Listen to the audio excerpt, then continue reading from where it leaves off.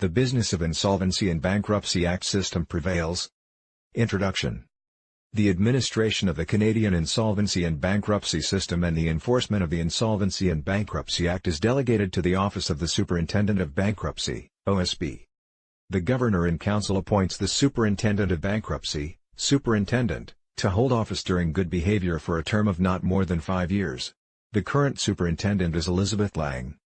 The OSB is a self-funding federal government agency. It must fund itself from the insolvency process and system in Canada.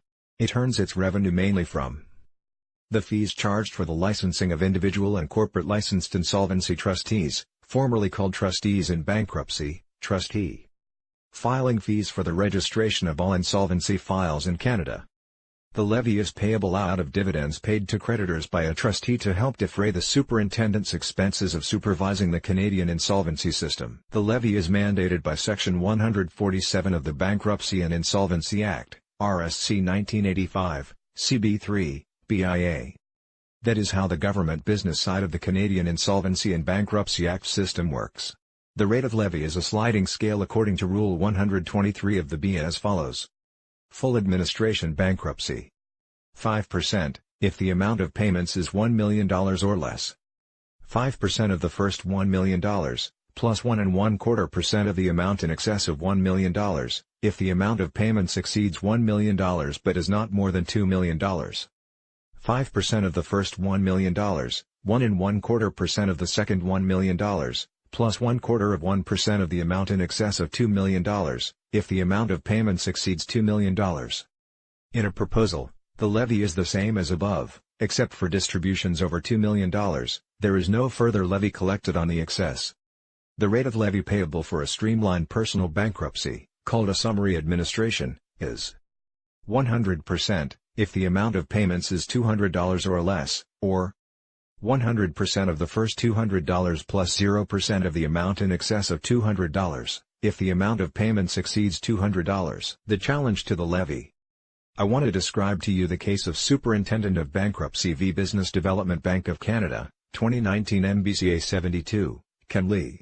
This is an appeal to the Court of Appeal of Manitoba from the ruling of the lower court. Thompson Flexible Packaging Limited, the insolvent, is a bankrupt company. The trustee made a payment from the sale of assets to the secured creditor, Business Development Bank of Canada, BDC, on account of its secured debt. The lower court judge on hearing the evidence ruled that the levy was not payable to the superintendent by the trustee for the payment made to BDC. The superintendent appealed that decision. The superintendent's position was that the lower court erred in deciding that the trustee was not required to hold back the levy payable to the superintendent from the funds paid to BDC. History. The insolvent first filed a notice of intention to make a proposal.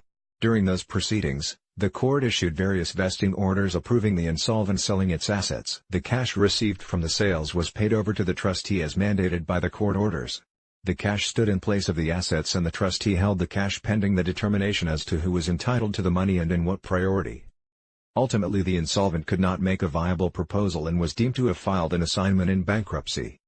After falling into bankruptcy, the trustee paid over the net proceeds from the deals to BDC, as well as Royal Bank of Canada, another secured creditor, RBC. The trustee also kept back the levy that should be paid. The BDC motion. Ultimately, BDC filed motion materials on its application to the court that the levy in favor of the superintendent is not payable relative to funds paid to BDC as well as RBC as secured creditors of the insolvent. The approval and vesting orders likewise ordered the insolvent to pay over the net sale proceeds to the trustee, to be held pending a decision regarding priority. The lower court made the following findings in deciding that the levy was not payable.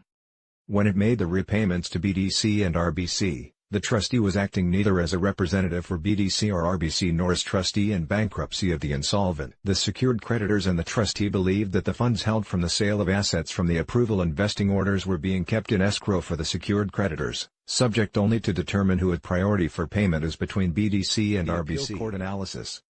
This lower court decision is just plain wrong. From my perspective, the issue was decided many years ago.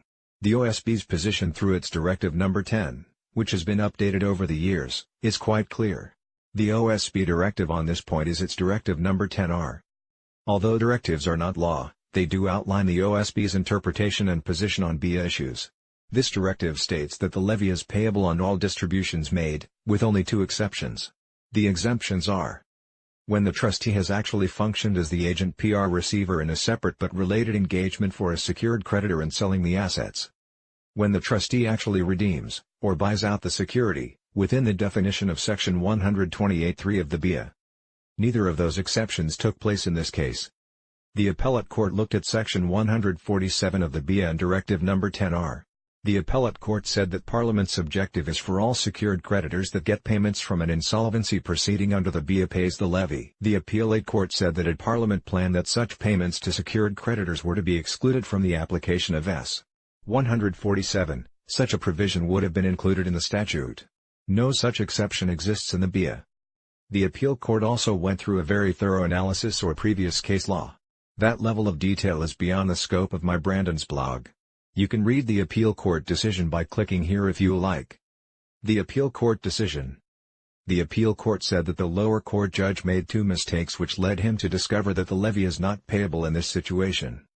The first mistake was in finding that the net sale proceeds were being held by the trustee in escrow as opposed to in its role as trustee in bankruptcy. The second mistake is highlighted by the fact that he made no findings concerning the existence of an escrow contract, its terms, the nature of the relationship produced by it, or exactly how that arrangement might bypass the requirements for the trustee to deduct the levy and remit it to the OSB. The appeal court, therefore, allowed the OSB's appeal and the trustee will have to remit the levy to the OSB on payments made to BDC and RBC. There was always a simple fix. The simple fix is really easy. A bankruptcy trustee needs to obtain an independent legal opinion on the validity and enforceability of the security held by creditors claiming to be secured. The trustee should get that opinion as early on in the bankruptcy administration as possible. Once the trustee has the opinion that the security is good, the trustee can then approach the secured creditors to see if they wish to retain that firm to act on the secured creditor's behalf either as its agent or as a receiver. That is a separate appointment under the Insolvency and Bankruptcy Act system. Once appointed separately by the secured creditor, the payment made to the secured creditor by its agent or receiver does not attract the levy. The secured creditor did not rely on the bankruptcy process to produce the payment to it, so no levy is payable. This has been our standard well-established way of dealing with such a situation forever. Summary for Insolvency and Bankruptcy Act. Are you in financial distress? Do you not have sufficient funds to pay your commitments as they come due? Call the Ira Smith team today so we can remove the anxiety, stress, pain and discomfort from your life that your money troubles have created.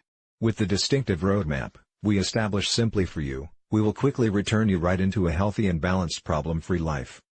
As a trustee, we are the only experts recognized, licensed and supervised by the federal government to give insolvency recommendations and to carry out insolvency procedures.